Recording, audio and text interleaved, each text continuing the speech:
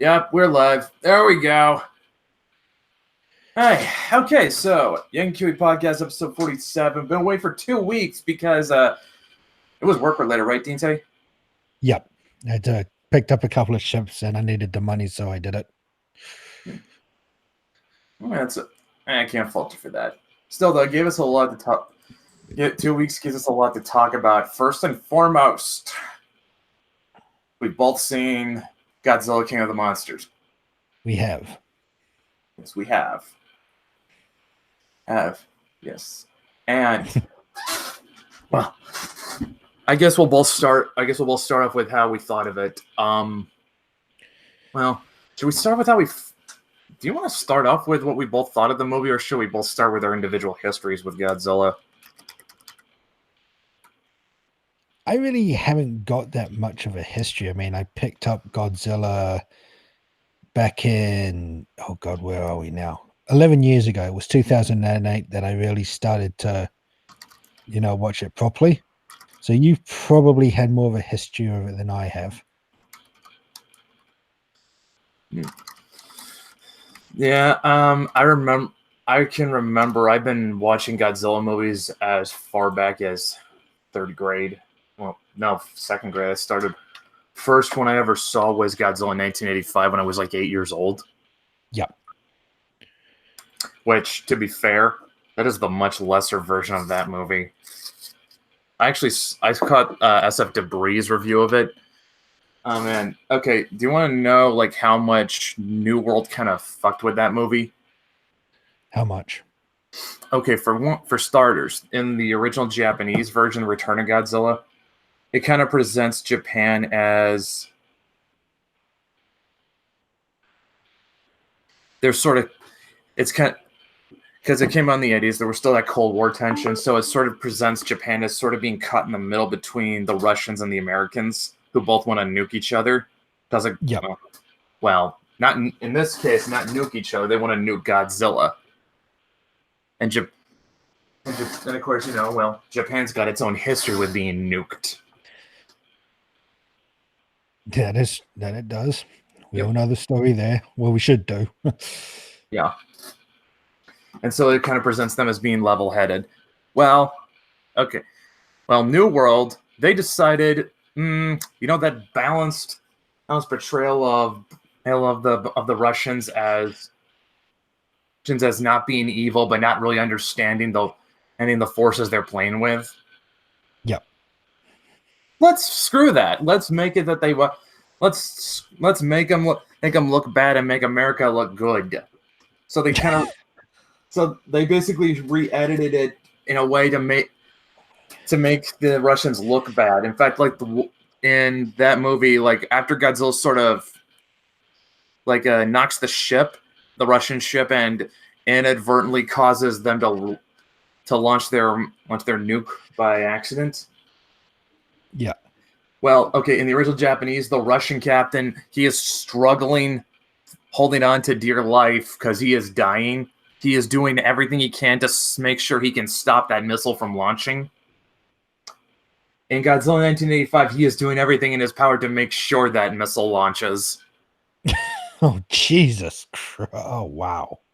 Yeah. In fact, they even shot a new scene of a finger pressing the launch button. Oh, that's bad. Yeah. It's like I said, it butchers the intent of the original movie. Yeah.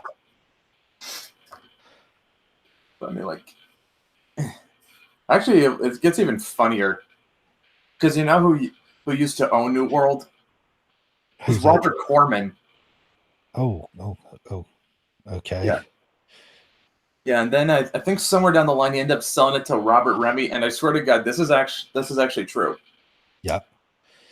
So I think somewhere in the 80s, under Robert Remy, New World managed to acquire Marvel, and Robert Remy walks into a board of directors meeting, and with a straight face says to everybody, "Gentlemen, we just bought Superman."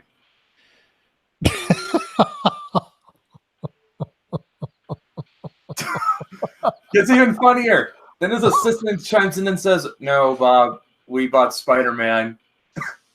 And then he goes, and then he responds with, "Oh shit, we have to stop this." Oh god. But yeah, that was the first time I ever. But yeah, Godzilla 1985, first Godzilla movie I ever saw. I kind of do have a little soft spot for it because it was my introduction. But actually, Yeah. if you want to see another Godzilla movie that is bad that I don't really come down hard on, it's Godzilla versus Megalon. Oh yeah, I've heard some things about that one. Well, it's one. I think it's the only Godzilla movie that ended up on Mystery Science Theater 3000. Oh Jesus. Well, that says a lot. Yeah, it does. Pretty much. So yeah, but yeah, I mean, that was like the first one I ever owned. I watched that all the time back in the third grade. It's like I was a little kid. I didn't care what I was watching. I was seeing giant monsters beat up each other. That was all I cared about, and Yeah. I can't really hate it. No, I mean that's practically what you expect from these movies, isn't it? Well, at least At this at least point. from that period, you would. Yeah. But yeah, that was kind of where my love affair started, and I started just. It really took off when we were living in Florida because there was a Blockbuster near us. Just had so many, and it was like every other weekend. My brother and I were going out over to Blockbuster and renting a new Godzilla movie. Like, saw so many of them. That was, yeah. But yeah, that's basic. That's basically my life's history with Godzilla. In fact, All right. I recently bought a special 13 disc collection that has like all the Millennium movies and all the Heisei movies except Return of Godzilla and Godzilla vs. Biollante. What's funny to me though is instead of those two, in its place, they put in the first two movies from the Rebirth of Mothra trilogy. Oh, cool. Yeah. Let me end that. Okay, for one, I mean, like I'll say this: the Rebirth of Mothra trilogy, it's not bad. I've seen them, but compared to Godzilla, you can tell that this is skewed more towards a younger demographic. Yeah, I mean, which is the one when it sort of makes a connection with the little girl? I think so. I remember in the second one, there's a whole lot of slapstick in it. Yeah. Yeah, it is. There's a whole lot of silliness there. Okay. They are some very silly movies, but and like I said, it's pretty obvious they are skewed towards.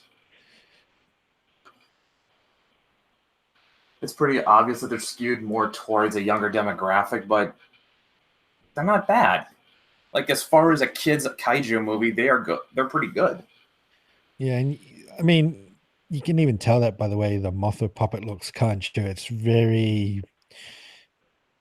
It feels kind of out of place when you look at the other Godzilla monsters. Just when you go for the Mothra trilogy, I mean, it looks so damn cute. It just looks out of place. Well, here's the funny thing, because like the Rebirth of Mothra trilogy, it focuses on Mothra Leo, who, to my knowledge, is the only Mothra that's actually been male. Yeah, like he is the only male Mothra that's ever, like, pretty much every other Mothra is female. And I'm not counting Batra because Batra is a separate monster from Mothra. He's related to her, but he's not a Mothra. So, is and isn't. It's he. Yeah. But yeah. One I was actually surprised to find out is actually females Megaguirus. Is it? Megaguirus. It's a mutant dragonfly. Found out Megaguirus is actually a she. Oh, there you go then. Yeah. Huh. Yeah, she was in Godzilla versus Megaguirus. It's not one of the better ones, but I kind of thought she had a cool design at least. Yeah. But with that said though, I mean like I think we should not futz around anymore and get to King of the Monsters. So I saw it and I walked in wanting to see a kaiju wrestling match, basically. Yep. And not only did I get that, I got more. I basically got an apocalyptic kaiju wrestling match. That was all I wanted to see. Yeah. And Dan's opinion was that the humans just got in the way of the movie. I mean, like, maybe I'll give him that much, but you know what? I enjoyed the monster action so much I didn't care. I think I'm kind of the opposite. The human stuff was bugging me. Really? Yeah.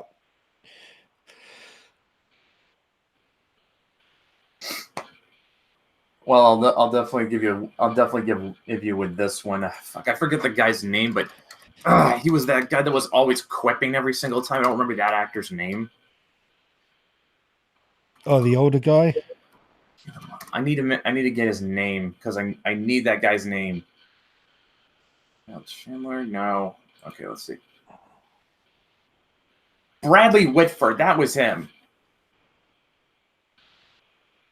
That guy was. That's the guy. That guy was making a quip every scene he was in. And I'll admit I hated them. I hated all his jokes and his quips. None of them landed. Oh yeah, I just looked him up to make sure we are talking about the same person. Yeah, I couldn't stand that character. Yeah. He was the worst character in the whole movie. I won't argue that one. No, I agree with that. Although I definitely think Ken Watanabe and Charles Dance stole the show. Yeah, and I don't think they did enough with Charles Dance. I mean, are we talking about spoilers, by the way? Yeah, if you haven't seen it already, you should stop and go see it because we are going to be discussing spoilers at this point. Yeah. Okay, they have set up Charles Dance up for another movie, and I know it's not King Kong versus Godzilla next year, so there's going to be something else after that. Really? Yeah. Because did you say for the post-credit scene? Yeah, I did. I actually. Yeah. Yeah. That was. What was actually interesting was that how I saw the post-credit scene. So, what happened was my roommate and I went there. We got there assuming. Well, we actually showed up like almost an hour early than we intended. And so, because we showed up so early, we went into the theater and we actually caught the post-credit scene. And I saw that he had Ghidorah's head. Yeah. And then I realized, oh, so he doesn't die in this movie. Well, after I saw the rest of the movie, I was able to put a few things together because, like, one of the cool things that they did with Ghidorah was that he was able to like regenerate his limbs. Yeah, and I'm glad they didn't turn him into a full Hydra because I was a bit worried that's what was going to happen. So I'm glad it was just the one head. Yeah. Yeah, he was actually Godzilla blew off one of his heads and it just grew right back.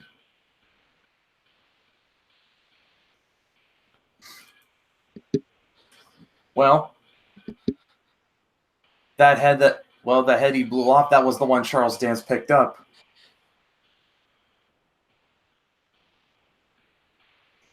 Which means that Ghidorah is likely going to come back. Isn't there that metal version of him as well? You mean Mecha King Ghidorah?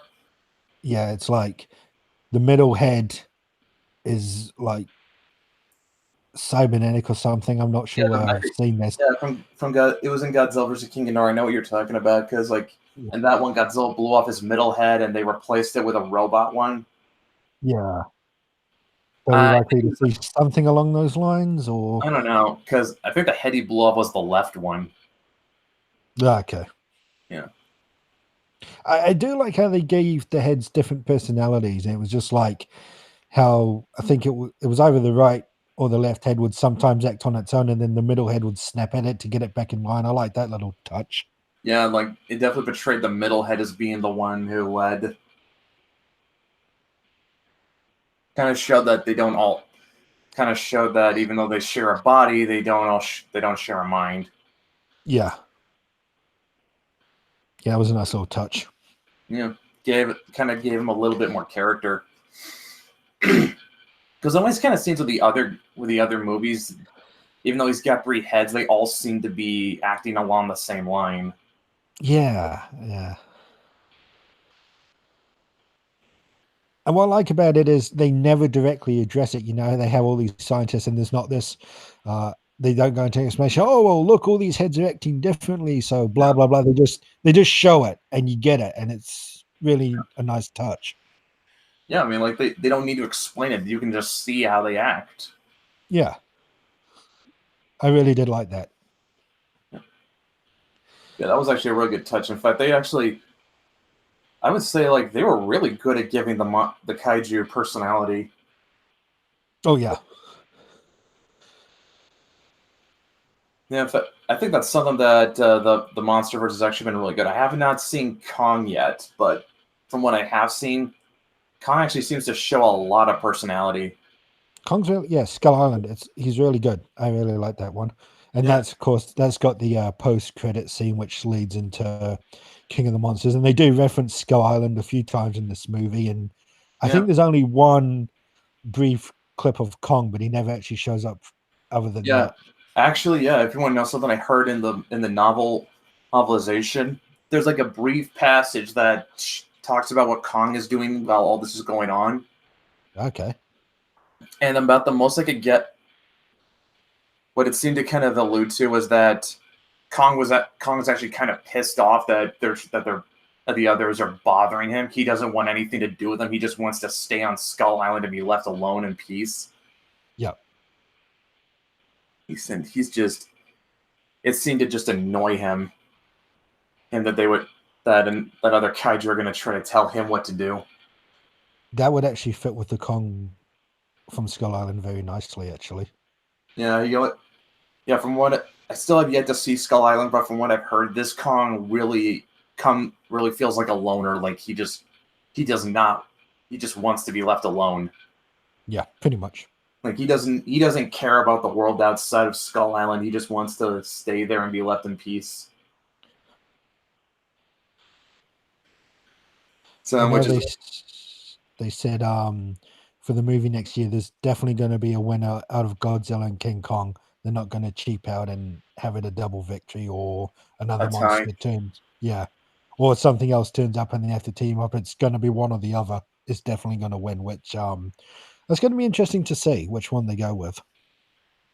Yeah, another thing is that there's some speculation that Godzilla might turn on humanity because there's this throwaway line at the end where they say, "Good Oh, thing he's on our side," yeah, and for now. yeah, for now. But I could based on how actually Godzilla, the thing is, like, based on how Godzilla has acted towards humans, that doesn't seem to indicate it. Like, until now, but remember, he's always about, trying to keep things in balance. mhm. And then this time it was the humans that threw everything out of balance now. So he may see them as something, all right, I got to get these guys in line. Possibly, but just I don't know, just based on how he's acted towards humans up to this point, doesn't really Yeah. feel like that. When you But also, especially when you compare it to Kong with how he is. And like I said, he's acted very aggressive, very territorial. Now he's had a good reason to, but between the two, Kong is the only one who has actively attacked humans. true. But also, Godzilla lost Mothra, didn't he? They say he might be pissed at that. maybe, but it's like Mothra always comes back anyway. Yeah, it's true, but yeah, I think all this stuff with the humans the small group of humans that were trying to awaken all the Titans and that, and kind of fucked everything up. I think that's may lead into Godzilla doing a bit of a heel turn, if you will. Possibly, like I said, but like I said, just going by what we've seen up to this point, it just feels like Kong just feels like the more likely one. Yeah. I'm sure we'll get a bloody trailer drop by the end of the year anyway, Yeah. so we'll see how that goes. Yep. But yeah, I mean, like, I think, yeah, I mean, like, I know you said like you thought they underused Charles Dance, but the I thought with what he had to work with, he still did a great job. But Oh, there's absolutely. Yeah. but there's definitely no doubt that the best actor was Ken Watanabe. Yeah. And then they blew him up.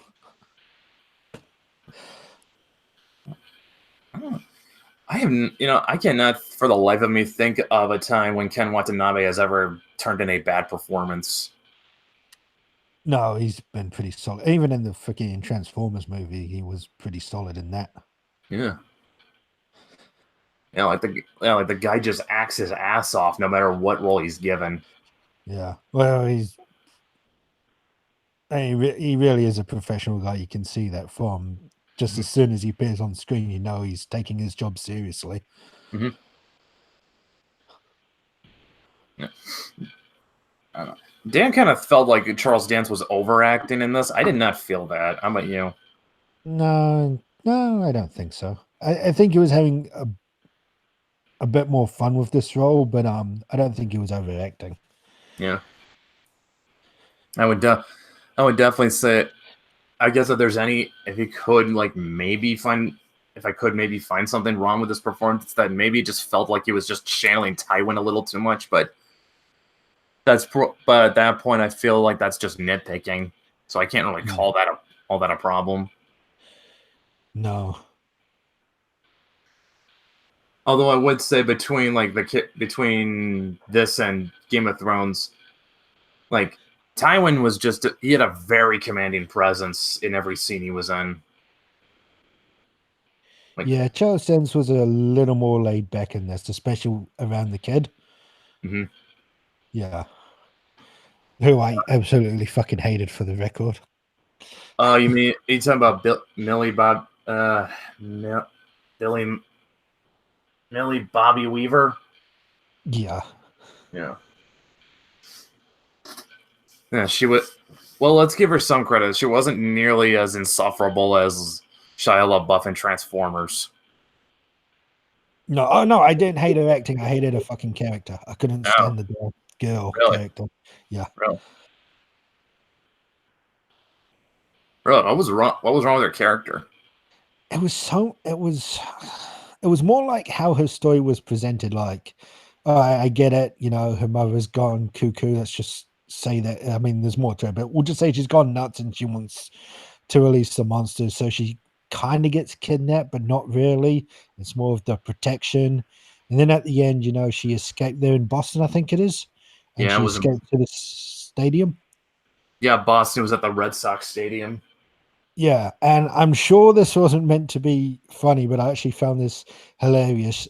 She turns on they have the thing that makes the call for the kaiju, and Mm-hmm. and King Ghidorah is the first to answer, but then Godzilla comes and she's all smiling, and all these army personnel are coming in. The helicopter lands, and the father comes out with his team, and they're going for all this shit to rescue this little girl, and then. But just before we see the fucking scene of the White House that's been completely destroyed, I'm like saying, do we actually hear anything about the president being evacuated or any of the chief cabinet members getting rescued? I mean, they're going for all this shit for this little girl. What about all the rest of them? That's a good point. It's like It's one of those things when you stop and think about it. It's like, what the fuck? yeah, and I get it. The girl's father, like, he had saved the army people before and they kind of felt like they had to back him up. I'm like, but I'm thinking realistically, there's two fucking monsters. They're not going to waste, army's not going to waste a bunch of good men to look for a little girl. That's just the fact of the matter. They're going to have Oh, much more important things to deal with, yeah, true. especially when the guy's just like, he's the husband of the lady who made the fucking kaiju caller. Yeah, yeah, I'll give it. Yeah, you know what? I'll concede that that's a. It's one of those things. I'll concede that's like a legit plot hole, but it's one of those things for me. Like it's only a plot hole if you stop and think about it. Yeah, it's true, but it was just bugging me. It's like, all the fuck. That's why I didn't like the girl character, because it just like, really, the army's going to go out of the way to help her, and we've just fucking seen the White House destroyed, and we got no word what's happened to the president and that, and the other world leaders. Yeah, that was just me. It was just kind of bugging me there at the end. Yeah. I'm kind of the mindset that a movie's job is to make you forget you're watching a movie. So if it does its job well enough, you can ignore plot holes. Yeah, I guess that's true. Yeah. And at least in my case, I felt it was doing its job well enough. Oh yeah, there was definitely a lot of good things here. I mean, the monster battles, you can't complain about that. Definitely not. Like, oh my god, the final battle was so good. Yeah, Like, I mean, I kind of to bring it back to like the original, to like the original Japanese one. Like, there's kind of there's a difference between like how the Showa series did fights and how the Heisei one did. In the Showa series, everything was a lot more physical. Like the monsters kind of wrestled, so then fought and like got up close to each other. That was pretty common in that era of Godzilla, and it was something that kind of made it more appealing to kids because that was sort of where they were going. Well, with the Heisei, they decided they wanted to go back. They wanted to do something that was kind of more that would kind of capture the roots of Godzilla better, make it more darker, more serious. yeah, And so instead of like getting up close and physical, Godzilla and other monsters would typically they'd used a lot of beam attacks. Thanks, because it felt more realistic for those types of characters. huh. Which, you know, I mean I don't know we're arguing realism with fucking kaiju. Neostar Productions says hi, but yeah, Hello. yeah. I mean, but I mean, I guess I can kind of see the logic behind it. I mean, if you got the ability to breathe atomic fire, why wouldn't you do it all the time?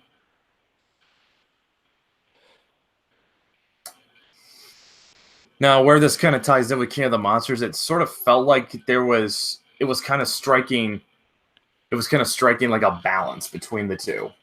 Like, yeah, big got up close and personal, a lot of physicality, but there was still good use of like the beams, long distance attacks and shit. Yeah. I mean, definitely one of the highlights for me in that fight was seeing Godzilla smash Ghidorah through a building. Like that was cool.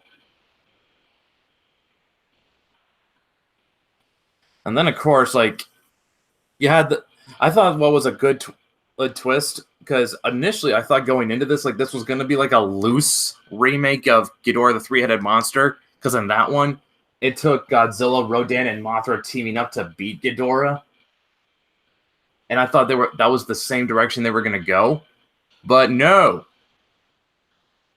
Ghidorah actually manages to get Rodan to do his bidding. Yeah. Like that was a cool twist.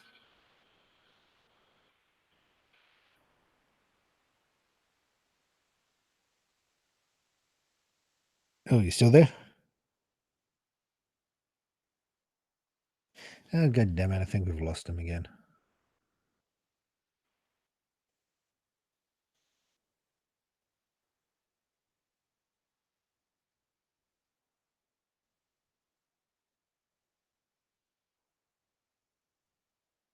I apologize for the technical difficulties, folks. He'll be back soon, but just to build on what he was saying, yeah, Rodan actually sides with King Ghidorah and submits to him, and that happens pretty quickly. And then we get a funny little scene where, spoilers again, people, if you haven't seen Godzilla 2, we get a cool little scene where a pilot ejects straight into Rodan's mouth, and uh, that was actually rather funny. And I'm not sure that that was intended to be black comedy or just something that they planned and it turned out to be a comedic moment unintentionally.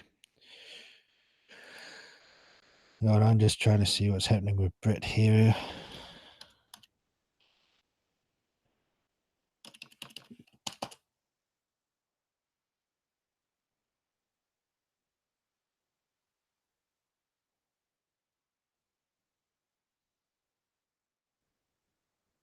Okay. You can hear me, right? Yep, I can hear you. Okay, good. Yeah, I moved over to my phone. Ah, okay. Yeah. Yeah, my PC's gonna carry the area, but yeah, I'm gonna use my phone. I'm gonna use my phone to talk. Forgot I All had right. this. Cool. Yes, we were just talking about Rodan signing with King Ghidorah. Oops. Yeah, but yeah. Yes, Neil Starr. Rodan got punked out by Ghidorah.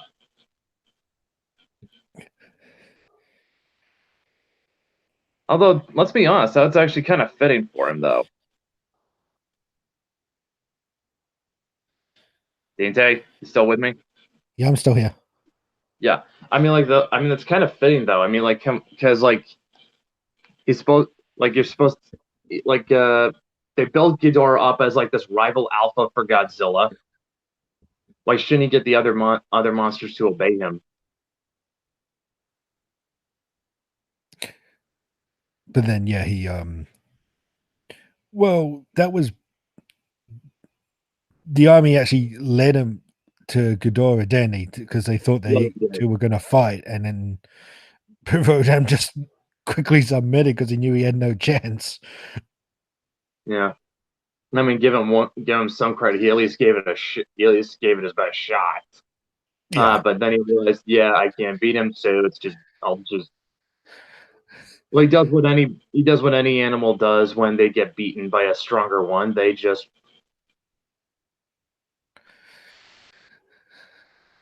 Submit. does what any, yeah, they just submit.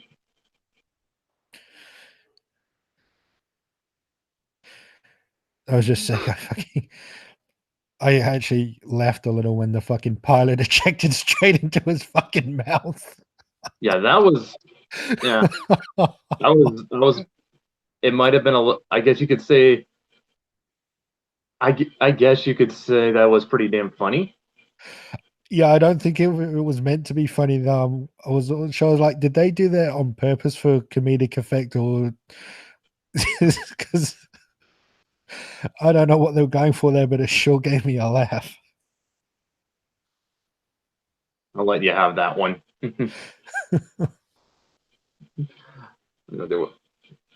I mean, it certainly was funnier than Bradley Whitman's quips. Oh yeah. Oh god. I was hoping he would get killed off, but maybe in the next Yeah. one. Did not. Let's just hope they like tone it on his let's hope that they at least just start toning his roll down. Or Yeah. at least stop giving him jokes. He didn't really do anything, did he, apart from the quips? I mean, you could have taken him out of the movie and nothing major would have changed at all. Not really. It's like he seemed to be more there just to explain shit we could already see. Yeah. The exposition guy. And it wasn't a very good one either. You know, it kind of sucked. So yeah, I'm with you on that one. Yeah, I would say that yeah, I was very happy with what I got. All things even with its flaws intact.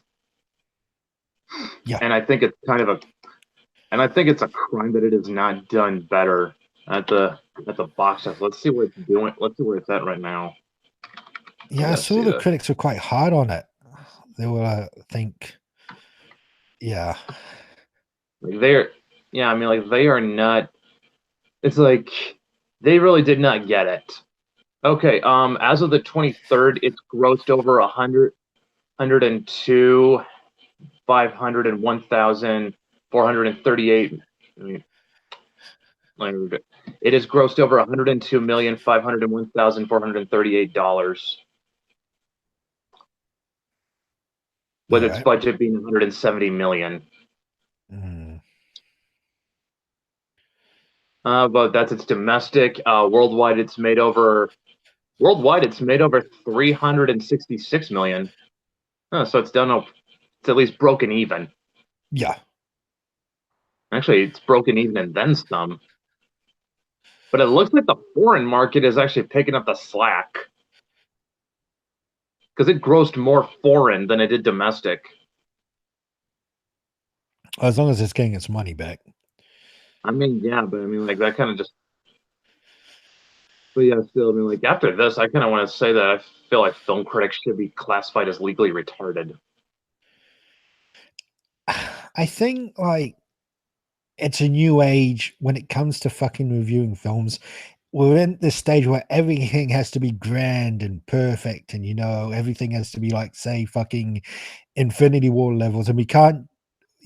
People sometimes are just happy with a good, enjoyable movie. That's all they want, and Yeah, that's what it should be judged on. yeah. I mean, like And this is, like, yeah, it should be. Let me put it this way: critics should go in at least having some clue about what a film is trying to do, and if a film succeeds in accomplishing what it set out to do, then it's a good one. yeah. I mean, this is one you go in and you want to watch some monsters beat the shit out of each other, and that's what you get. If you expect anything else, you kind of bring it on yourself for being disappointed. Yeah, you're asking it to be something that it's not trying to be. Yeah, Like like I said, it knew exactly they knew exactly what they wanted to do with this movie, and they did it. yeah. I mean, like honestly, what more do you want to ask for? Like who cares if this is an Infinity War? This is an Infinity War. It's not trying to be Infinity War. No, I mean it's done its job as far as I'm concerned. Yeah. And honestly, in my opinion, this was like probably one of the best experiences in the theater I've had all year. And I don't, Yeah, but that now the caveat to that is I don't go to the theaters very often, so take that for what it is. no, this is definitely a theater movie. Yeah. It's loud. It's in your face. It's one that's you're best seeing in a theater. So yeah, I mean, like if you're not seeing this in the theater while you still can, you're doing yourself a disservice. Agreed. I think it's still doing the rounds. It's still showing here anyway. Let me. I'm gonna check. Let me check my showings.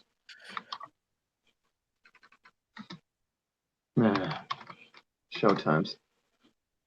Yeah, yeah, it's still in the. It's still in at least. Let's see. It's about 1, 2, 3, 4. Close to a. It's still in about a dozen theaters in my area. Yeah. Now here's something. 92% of Google users actually liked it. So you know what? That ought to tell you everything. I mean, so. It's a Oh, movie. here's something. Here's something funny. Okay. I'm looking at some of the critic. I'm looking at some critic reviews that got glimpsed over on the first page. Yeah.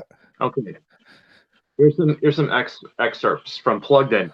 This Metropolis mulching monster masher makes superhero movie destruction look almost dainty in comparison. I agree with that guy.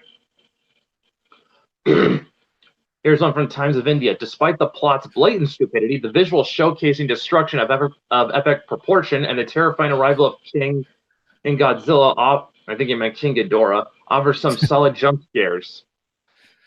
As in the from the New York Times, as in the 2014 film, this Godzilla is a stouter fellow than we have seen in previous incarnations, but he gets the wreaking international havoc job done, as do many other monsters. Behind Woods, Godzilla King of the Monsters is a fairly engaging battle between monsters that is worth your time. Man. Fuck, it's got like a 6 out of 10 on IMDb, which is not bad. Yeah, that's average-ish, just above It's average. little above that. It's a little above average. I mean, like I said, Yeah, it's a first. I think it should be a little higher because, like I said, my criteria for what makes a good movie is does it succeed in accomplishing its goal, and uh, and again, it's all about the you have to go into this with the right mindset. I think is what we're trying to get at. yeah. I mean, yeah, you can't. That's why I was saying. Like, I think a lot of critics they go in to the movies and they're judging on like what kind of grand scale is this, and it's not the type of movie you should be judging on. The grand scale. It's does it get everything on point? Is it absolutely perfect? Yeah. Are we nitpicking its problems? It's not that type of movie, and that's where a lot of flack for Godzilla's come from. And I think it's people need to step back and actually look at the movie itself and what it's setting out to do, and then criticize it. Yeah,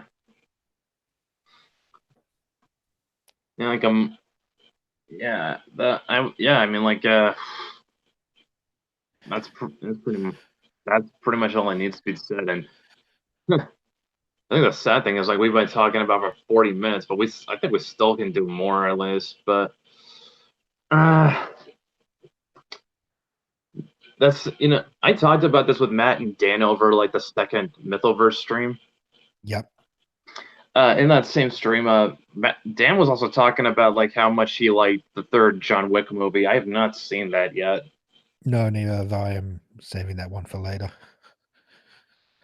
I hear though it's still good. It was really good, but though Yeah. Yeah. I've been hearing some good things about it. I mean, then again, I've still got to get caught up because I missed out on the second John Wick. Yeah. Yes, you do need to catch up then. Yeah, I've only seen the first one, which I really liked. Yeah. The second one keeps up a really good pace. Yeah. Oh come on, you can't tell me whether or not was it better than the first one, just as good. Come on, you got to tell me that Uh, much. it's a lot deeper than the first one. As for better, that's a bit subjective because what I liked about the first one is the whole criminal underworld, the rules and how it works were kind of kept a mystery, and I thought that added something to the first movie, where the second one Mhm. actually delves deeper into the rules and some of the consequences, and it kind of takes away the mystique. So I was kind of like I missed the mystique of the criminal underworld from the first movie, but I like the second one better as far as the action and story goes. So I'm kind of torn between those points, if that makes sense. So maybe I guess you'd probably say it's just as good as the first one. Yeah, they're definitely solid movies, and I can't pick one over the other because the mystique of the first one is good, but the story and the action set pieces in the second one are better. So yeah, I can't pick one over the other. Sorry.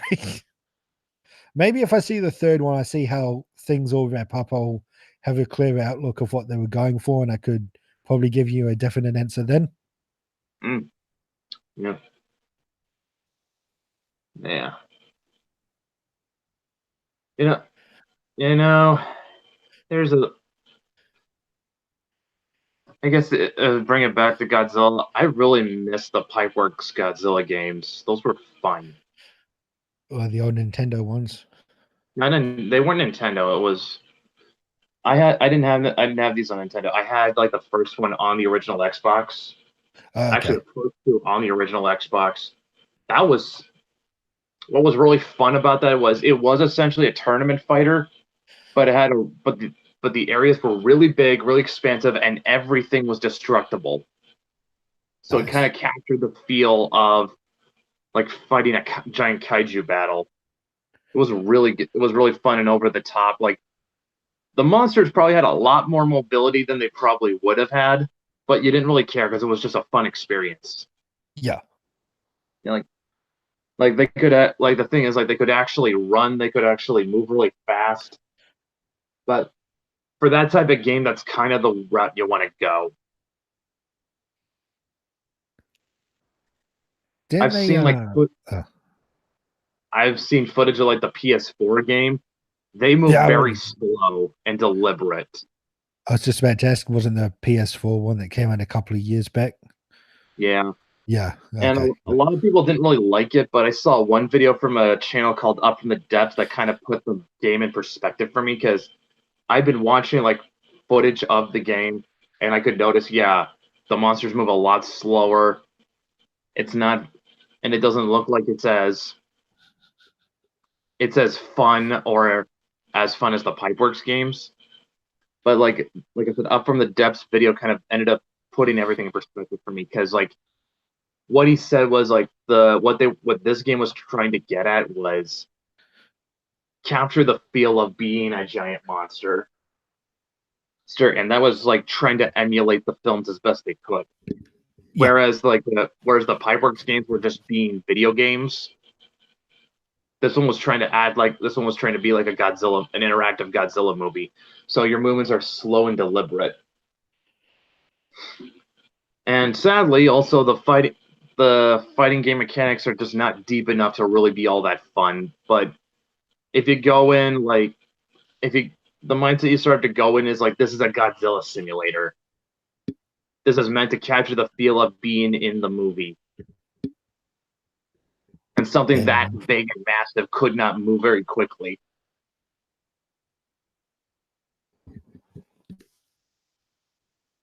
Yeah, that makes So sense. yeah. So with that kind of I mean like I'm not sure if I'd ever get the game because for one I don't have a well, I do have a PS4, but I don't really use it much these days. But Yeah, I got rid of mine ages ago. I don't know. I would probably say between the two, I would definitely prefer the Pipeworks games just because I had a ton of fun, and that's even Up from the Depths admitted that it's the better video game experience. Yeah. And I mean, it's kind of a similar thing. You sort of have, I kind of have a similar thing with games too. I mean, like a game is good if it succeeds in achieving what it set out to do. Yeah. Yeah. Yeah. It's But I won't count on the Godzilla PS4 game just because I haven't played it yet.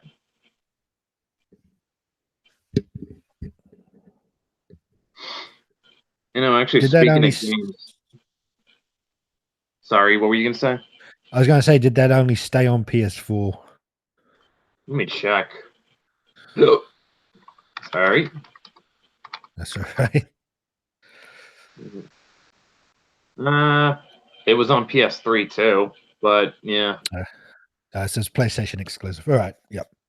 yeah, that probably didn't do it any favors. No.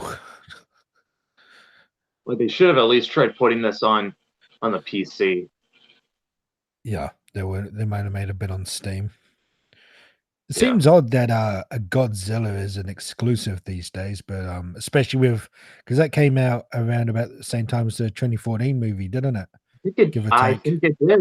I believe it did. Let me pull it up. Yeah, 20 December 2014.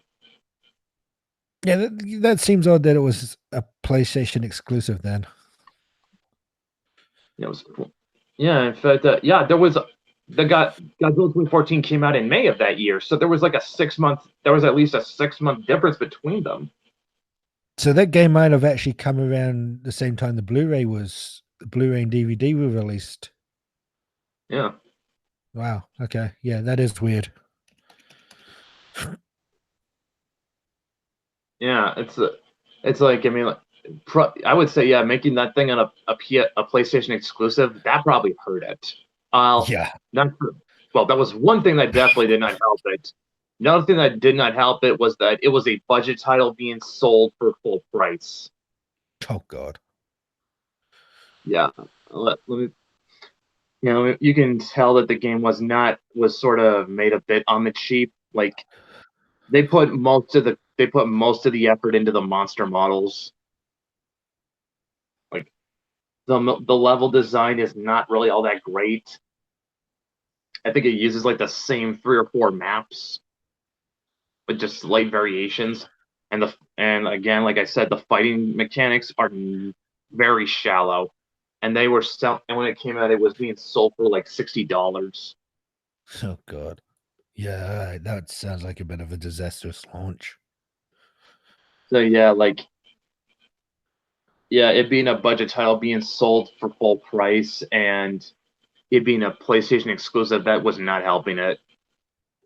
Like this thing probably would have been fine, would have been better off had they also released a if they I mean they didn't have to make an Xbox version, but they probably would have been at least better off making a PC version. I mean, God, I mean, like if it had like if there had been capabilities for modding, that probably would have been great. Like mods do a people really underestimate how much mods extend the life cycle of a game. Yeah, they can do. I mean, I didn't really appreciate it until I started going to PC full time. I only went PC full time because I was getting tired of having to update consoles every now and again. I wanted to buy my game and then I've got it. I've got nothing against consoles in the long run. I'm not one of these PC elitists and console peasant person. I really don't care. What you like is what you like, and you have your reasons for it. Just wanted to throw that out there. Mm-hmm. Oh yeah, oh yeah. I mean, like I would say definitely though that I would say if you want a better gaming experience,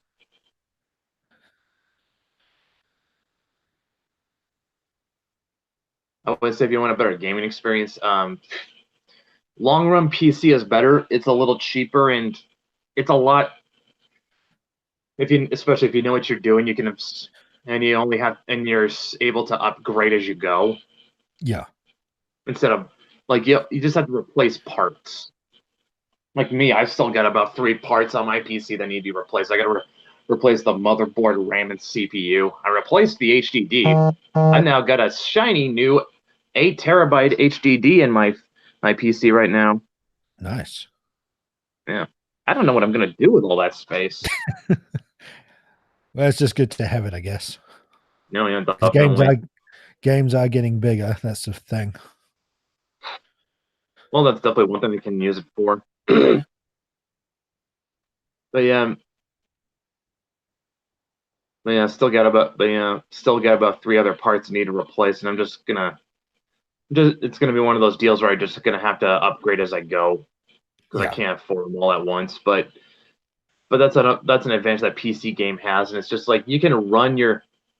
And for one, you can they just have much more processing power, much more graphic muscle. So in the long run, it's definitely cheaper than console gaming yeah.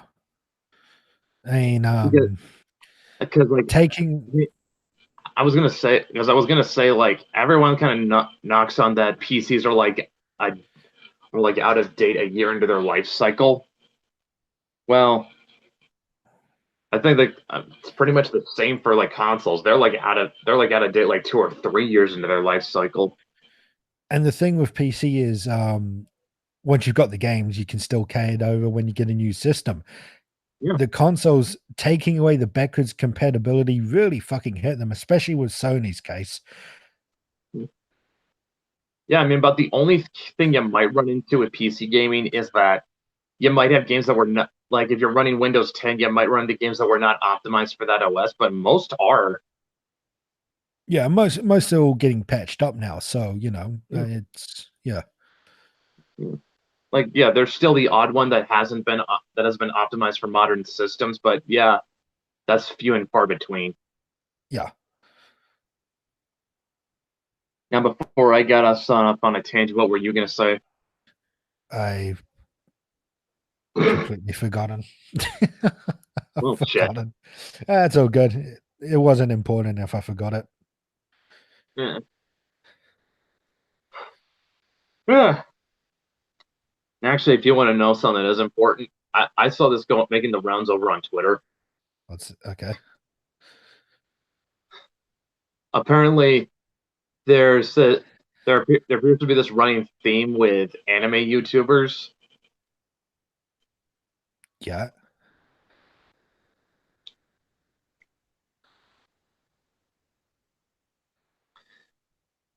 and well, apparently the running theme seems to be they all think that that mecha anime were all the same until Neon Genesis Evangelion. What? No. I No. know, right? It's like, have you ever watched mech? Have you watched any other mecha anime outside of Gundam? Yeah, I've watched a few. No, I mean not you, not you, you. Ah, I mean, sorry. but yeah, I mean, like, look, I'm not the biggest mecha fan in the world. I'm not the biggest mecha fan out there, and even I know that the mecha genre had a lot more diversity before and after Ava. Like, Yeah, Ava's probably just one of the most popular ones. That's all that's all the cases. yeah, like, look, Ava's thing is Ava's importance is primarily historical where anime is concerned.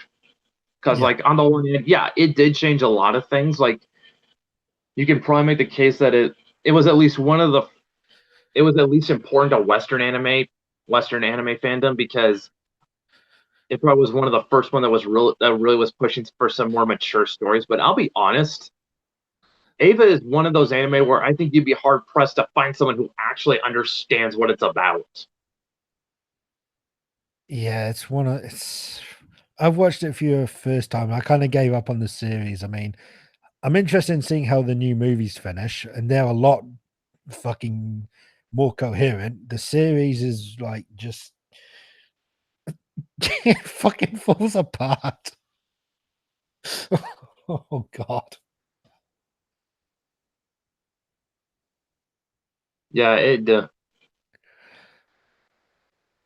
Yeah, yeah, it's just a lot of that has to do with the fact that Anna was so locked inside his own head.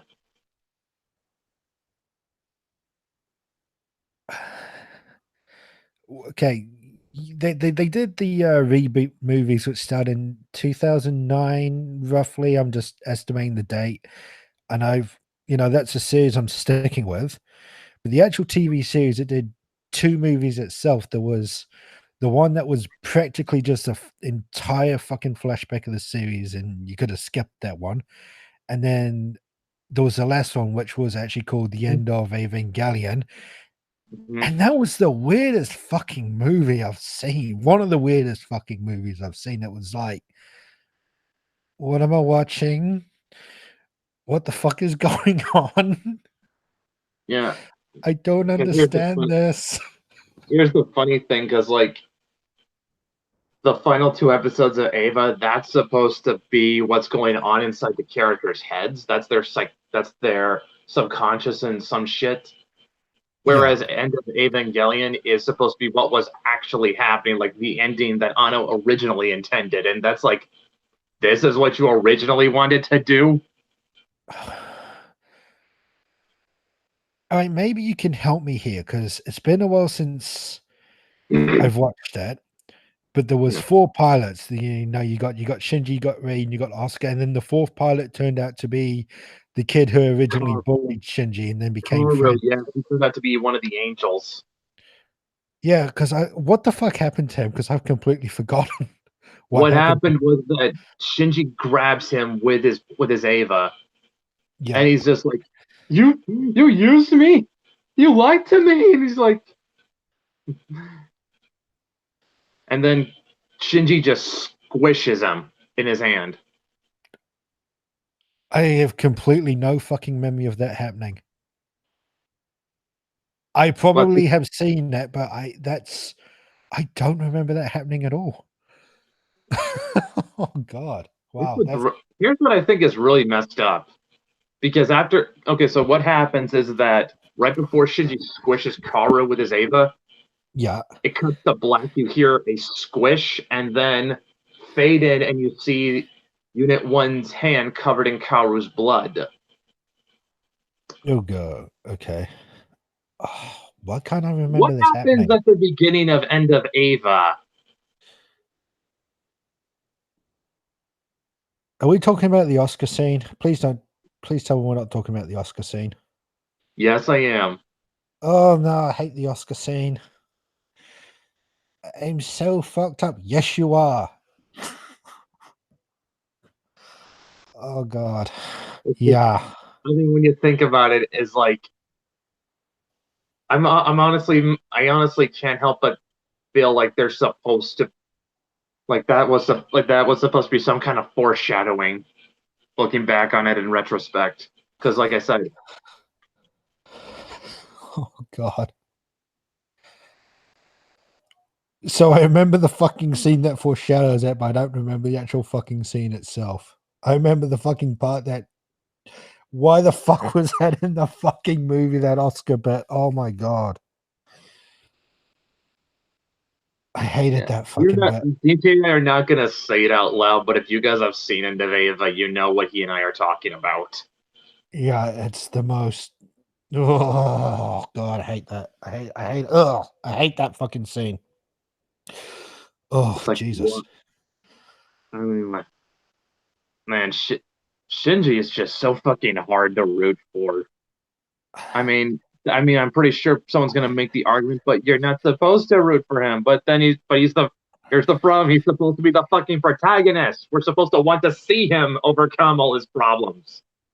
The thing is, they did it. Like, he had his little arc, and then he had his, Ray. They had the little thing going on, and then he kind of grows up, and then Oscar comes in, and it's like, oh no, sorry, Shinji's back to the way he is for no Yeah, you know real what? fucking Sam said explanation. that exact same thing to me. Sam's kind of said the exact same thing to me. Like he's like up until Asuka comes in, Ava is honestly not that bad. But once Asuka gets into the show, everything just starts taking a nosedive. Like Yeah, like he says, Asuka ruins everything. it does, and this is why I like the movie because Oscar entering it doesn't really affect what we're seeing from Shinji in the story so far. But as far as the TV show goes, yeah, it just makes the first 14 or so episodes almost redundant. Yeah,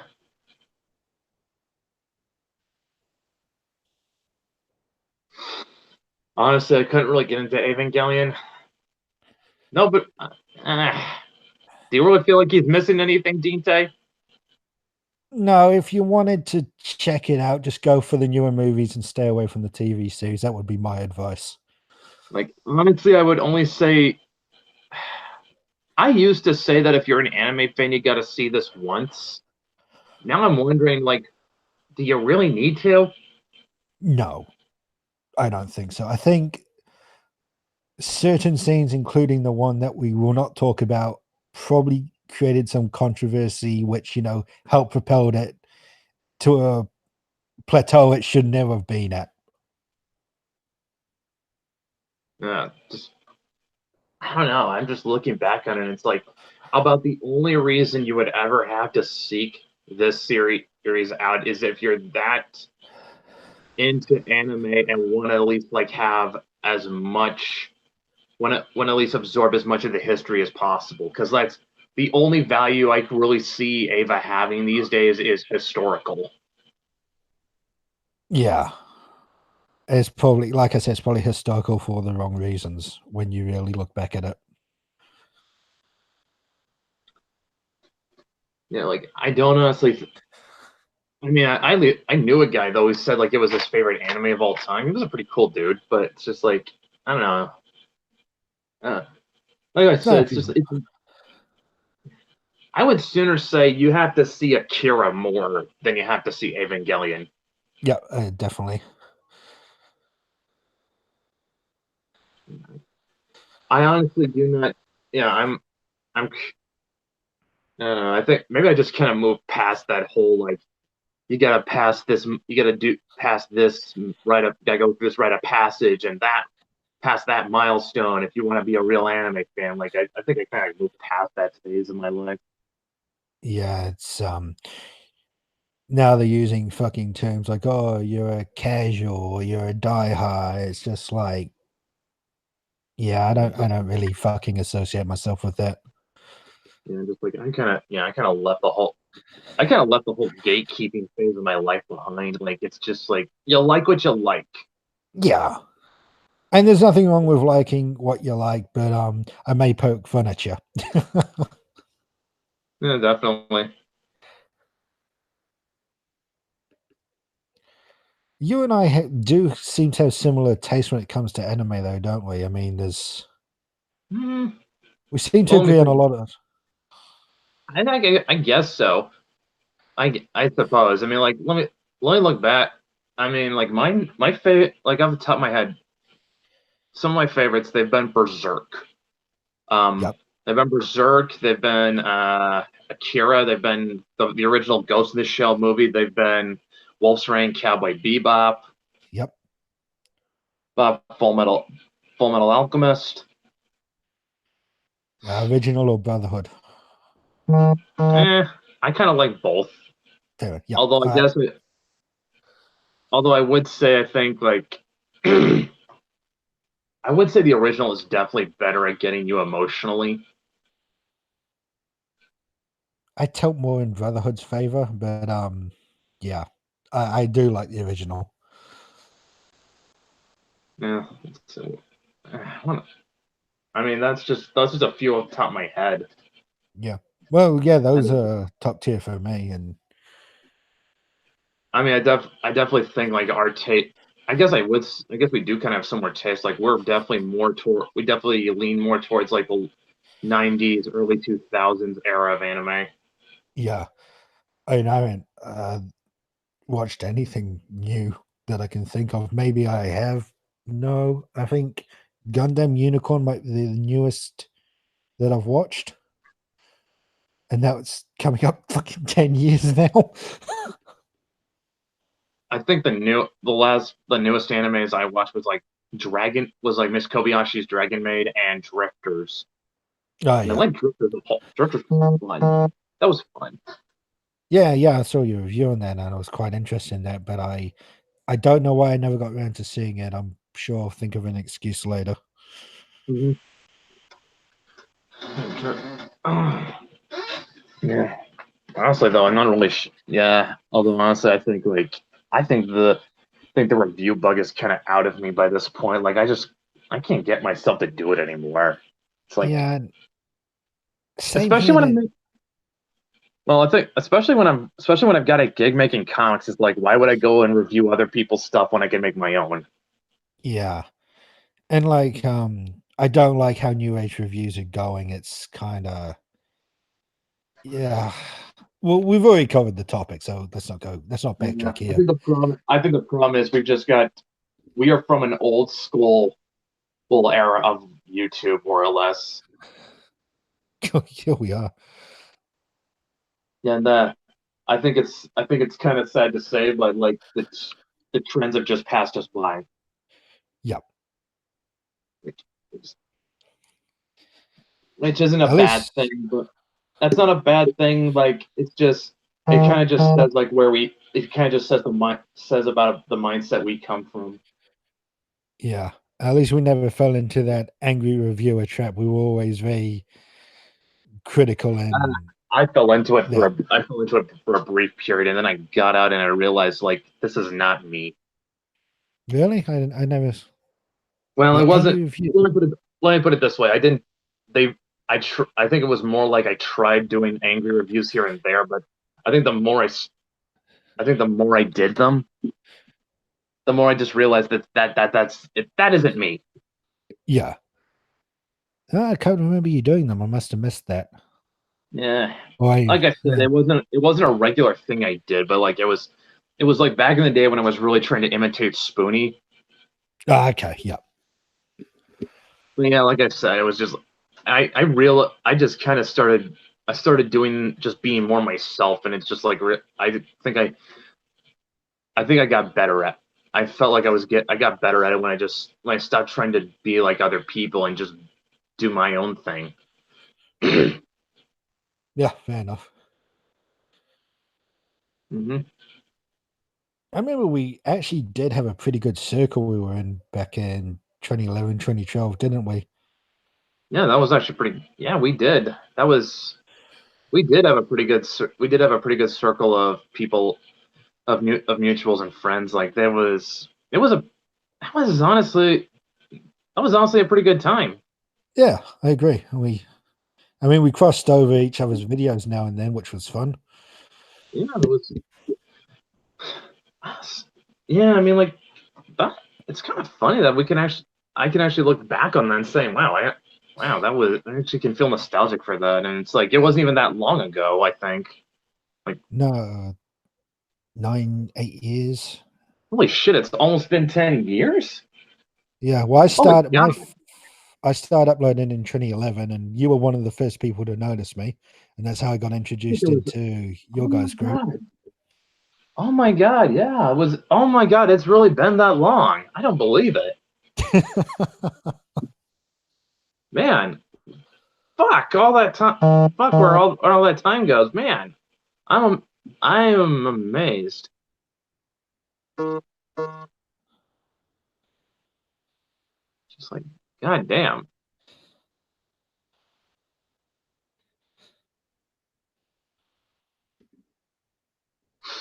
Yeah. Well, to get back to my thing, if anyone has not been keeping up, you motherfucker. What's that? I just checked the Mythoverse Discord and one of my mods just said Brett is big gay. Oh, two can play this game, bit. Guess what? Two can play this game, bitch. Hold on. Which one are we in? Because it's not showing up The for me. Mythoverse Discord. Mythoverse.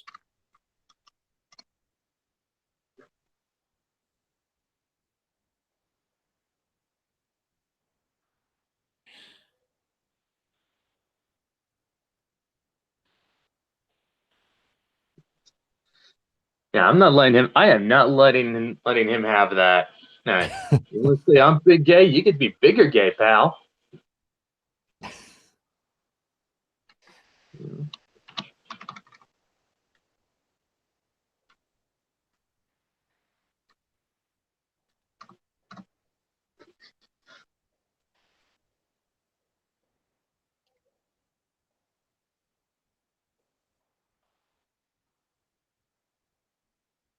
And now we brought in the spirit of dead air. Indeed. Wow. Dude, dude, you're in one of the voice channels. I can see you right now. Yeah, I know. I was just looking through it all. Yeah, it's in the general channel, man. Yeah, no, I was just going through them all because I've got all these bloody notifications because I don't get on it very much. I'm just looking through because I keep getting the pop-ups as well, and it's driving me nuts. If you set yourself to do not disturb it'll kill them for you. Right, hold on. This is not a stupid idea, is it? Yeah, I don't really use Discord much. Yeah, we kind of have to use it, but yeah, we kind of have to use it, but yeah, I don't begrudge you. Yeah, That's just says I. actually,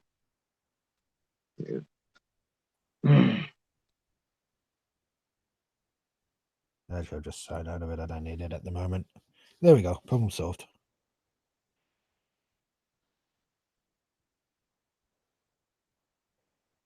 All right, yeah. Look, I got this mother Mother of God, I got distracted. Oh wait, I remember what I was gonna do. I was gonna. Now I remember what I was gonna bring up was that while I'm still talking about comics, I was gonna bring up that there's actually been a lot of good there's actually been a lot of good progress made from Victor on finishing the first issue of Changeling. It's he's been turning in roughs at a pretty good pace, and he's almost finished sketching out the whole rest of the pages. After that, he just Awesome. has to do the line. He just has to ink them, and the line work is done. And he's confident he'll have that done by mid-July. Oh, it's only a few weeks away. Sweet. Yeah. So yeah, at that point, it's just got to hand it over to Ginger to color. Nice.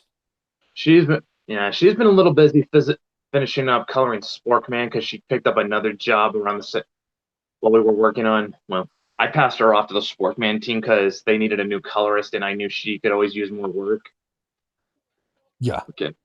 Yeah. Sporkman Indiegogo they ran that actually bought her a new laptop, which was great. Cool. Yeah. Yeah. So yeah, things are moving along at a good pace. I think Leandra finished up Adobe Kroger, and Beth. Matt told me that Beth is set finishing Mythics as her highest priority right now. Although she had a bit of a snag because she got a little sick, but I don't think that's going to impact progress her too much. That's good. Yeah, we're hoping to have these out by September 21st. So that's the calendar everybody's going to mark. That's the date everyone's going to mark on their calendars. September 21st is when we plan to release these. Oh, and maybe the 22nd for me. yeah. Oh, and Dan and his wife have just ordered the hoodies, and they're going to start working on those pretty soon. So if you pledge for those, you'll be getting those. You should be getting those fairly soon then, because they'll be shipping the hoodies out separately. The print media will arrive in a separate package. It's all coming together then. More or less. This is turning out real. I just can't wait to see this all done. I'll say this much though. The last page Victor turned in, I'll just say nobody is prepared to see this. Ooh, okay, that's. I could show you the last page he turned in if you want to see it. No. I think this is something we should wait for. Yeah, so you don't want spoilers at all. No, I want to go in this with a fresh pair of eyes. Blind as possible. Yeah. If I remember correctly, you actually pledged for digitals of all three, right? I probably did. Yeah. I think we had a $5 tier that got you digital copies of all three. Yeah, that would probably be the one I went for then, because I knew the physical copies were just shipping within America. Well, not overseas shipping, which is fine, but yeah. Yeah, we are. Although I do think we learned a little bit from that we might have squeezed the international backers out unintentionally. We're gonna try and do better for the next one. Like I said on the last show of the show before, it's still a learning process for you guys as well, isn't it? So yeah, especially considering that we still had a lot of people to work off of that had done crowdfunding before us, like Cody and a few others. Like we are still figuring that out, and like we cut out we cut out physical copies for international backers just because at the time we decided that's probably we do not know how many people are gonna pledge and from where. So we just decided it would be cheaper in the long run if we just kept digitals available to the international backers. But that's fair enough. Yeah, but it might not have been as expensive as we thought. But we learned, like I said, not only that, I think we did not handle the digital rewards as well as we could have, which was something we corrected within like the last week or two of the Kickstarter. But yeah, that's like I said, that was as much of a learning curve for us as anything else. Yeah, I mean, you'll know better next time, and that's important. You take something away from it. Yeah. I will say this though, the last page Victor handed it to me. This is just pencils, it's not inks, it's not colored. This is about as rough as it's gonna. This is about as rough as it can be right now, and I still felt moved looking at it. Oh, that's cool. Like that just Yeah, tells you how good of an artist Victor is. that's Like good. I yeah, I even told him like after he handed it to me, it's just like this just shows you were the right person to draw this. Sweet. I unironically believe nobody else could draw this and have a maintain the same character that he does. Like, if that does that make sense? Yeah, no, I get what you're getting. Yeah, because if I handed this to any other artist, it would feel very different. Yeah, It would not his feel the same without him. his style works for you. And It work yeah, not for me. It works for the book. Like, that's what I'm saying. And not only that, like Ginger's coloring style meshes really well with his line work too. that's Yeah, good. So you got working together nicely. Sweet. yeah, very. And yeah, I cannot wait to have just a physical copy of this in my hands. That hear hear Brian tell it that's going to be like one of the best feelings you'll ever feel. Awesome. Yeah. If you guys ever do distribute it overseas, like even to comic shops, right? You got to let me know because I'll definitely, I'll do an online search in New Zealand stores and see if I can find a copy. Yeah, we're actually I've got something I got something I want to I'm gonna let you in on when we finish when we kill the feed. All And right. yeah, but yeah, about 81 minutes. We're closing up on the hour and a half mark. I think this is a good spot. All right, so yeah, we'll see you guys. Everyone, if you haven't already, go see Godzilla King of the Monsters. And if you and keep an eye out for September 21st because that is when we are going to be shipping out the books. And stay away from Evangelion. Yes, stay away from Evangelion. Right. And just before I decide to kill the feed, my PC decides to freeze on me. Oh, yeah.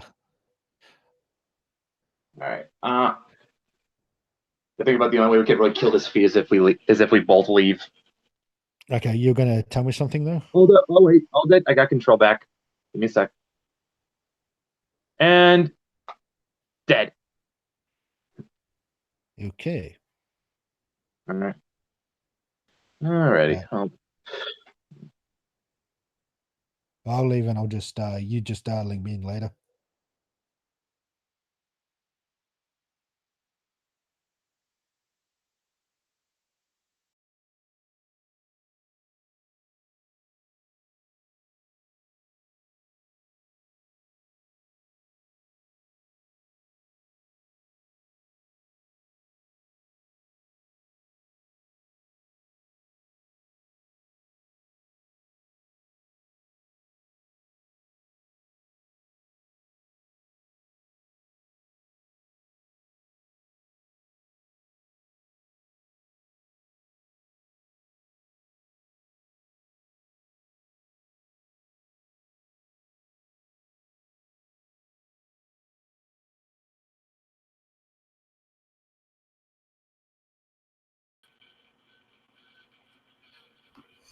Yeah, can you get back in?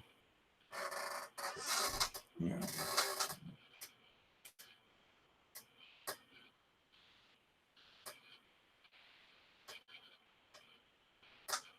All right.